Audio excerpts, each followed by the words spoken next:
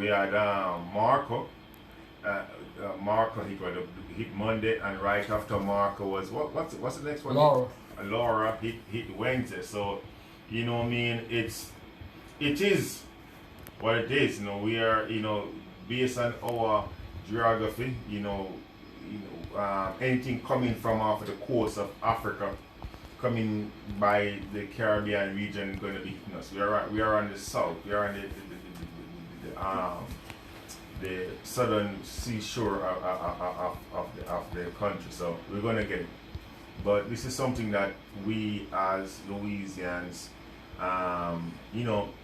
pretty much prepares for or make reservation for. So just be mindful that something is out there and can adversely affect us come this week. Again, family, time go by real quick on this program. The time goes by real quick, you know what I mean? But we're going to be speaking about these and many other issues in the coming weeks and months to come.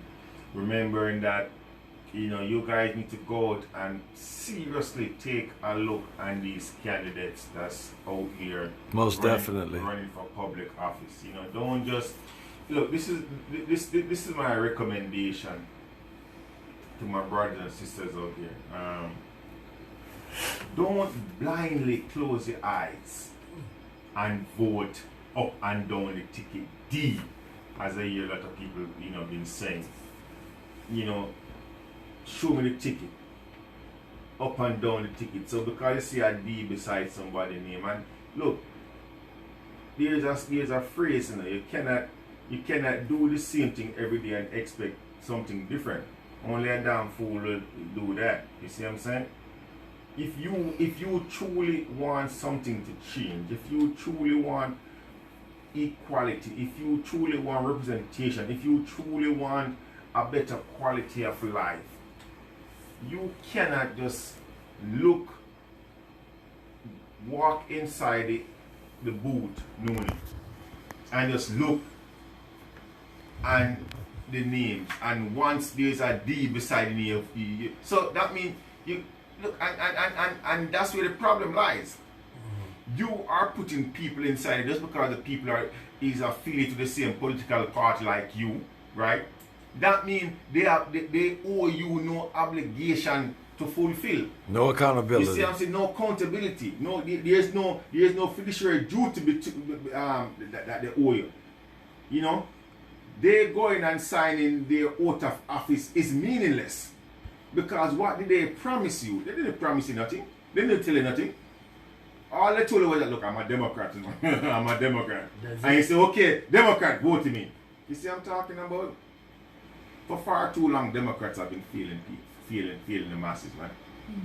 For far too long, Democrats have been feeling the masses. And Dixiecrats. For those who can see, for those who have eyes to see, will see.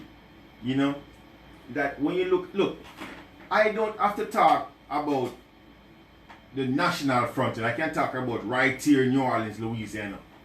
I speak about, because I am living in a dominantly democratic governed territory with Democrats running the show across the board politically. Name me one seat in New Orleans that you have a Republican sitting in. None.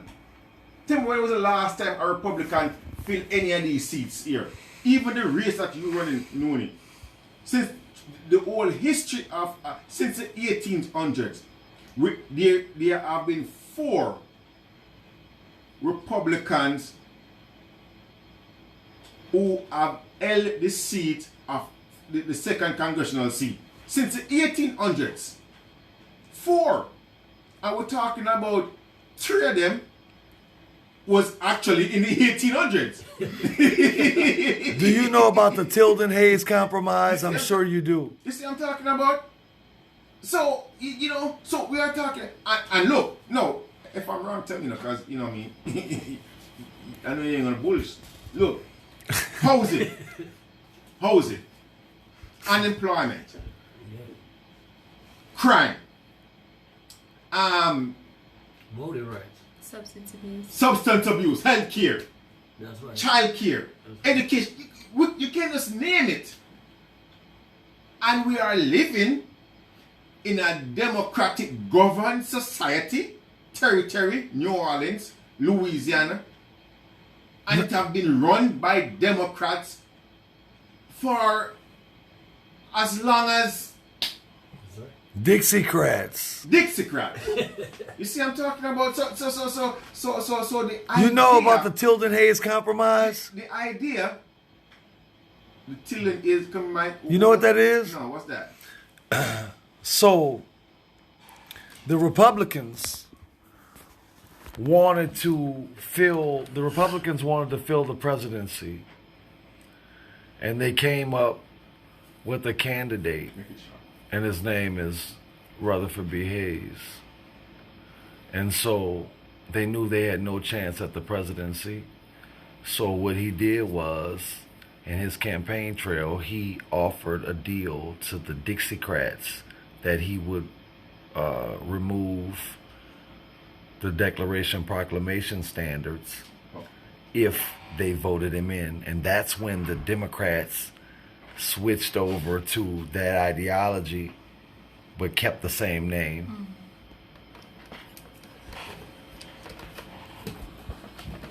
Right. But that just basically summarize what we're talking about. It make no sense. Look, Byron, this is what I'm saying. Oh, I hear you. If you're gonna put a gun to my head, Byron, and take away my money, take away my housing, take away my freedom, my liberty, does it really matter who is pointing the gun at me? You feel what I'm saying? It doesn't. No. Democrat, Republican, it doesn't matter. At the end of the day, I'm looking down. Why are we relegated to a prioritization of only a two-party system when both of those parties existed before we were even considered 3/5? More 5/5. And look, we really don't have much time, but this is what I'm saying. Earlier in the show, I made mention of what's happening, or what happened this past week and a half in Jamaica, which is beautiful, right? Which is beautiful. The people of Jamaica recognize that the political party, as they are right now, have been detrimental. Are just political party. That's what they are, right? But it's not about the political party no more. There's no more war and violence in Jamaica when it comes to political when it comes to election. Back in the 80s and in the 90s, they had machetes. Gunshot. I know. Bloodshed in my birthland when it comes fighting for true liberation for political parties, right? Now the guys are saying, no, what are you doing for us as Jamaicans? You see what I'm saying? It doesn't matter if you're Labour, right? You are from this party or this party. We are all one people. So if you are not doing what is right by us, to hell with you. You see what I'm saying? A party is a clique. It's a congregation that's a celebration amongst friends. It's a mob. That's what a party is. You see what I'm saying? And that's what I'm saying. So here it is. We are saying, my brothers and sisters, when you go to the poll this November, don't be blindsided. Don't go there in ignorance. Look on these people who you're going to be voting for, who you're going to be giving these powers to. And abstinence, these delegated powers to. Abstinence on a local level is just retardation. Look at them, okay? And don't do it because your mama used to do it, or your grandfather, or because you think this person. No, don't look at what they're going to do or what they are saying on the platform right now, That's gonna benefit not only you, but your kids and your kids' kids. That's how you go to the ballot. Mm-hmm. Inform. I concur. That's how you go to the ballot, my brothers and sisters.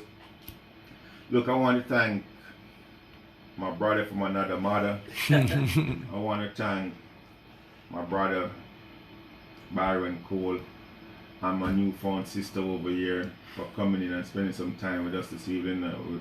We do appreciate that.